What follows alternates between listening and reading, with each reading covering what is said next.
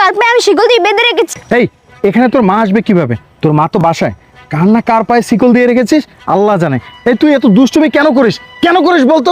না বাবা, আমি দুষ্টুমি করতেছি না, ওটাই আমার মা।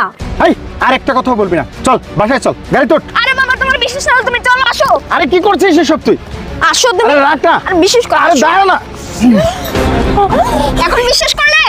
সোনালি, তুমি এইখানে বসে তুমি নষ্টামি করতেছিলে?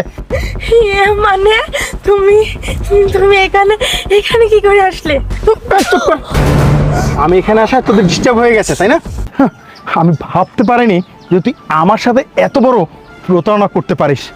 আমি তোকে কতটা ভালোবাসতাম, সেই ভালোবাসার প্রতিদান তুই আমাকে এভাবে দিলি।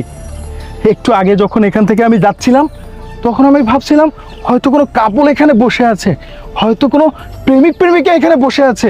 আমি কখনো ভাবতেই পারিনি যে এখানে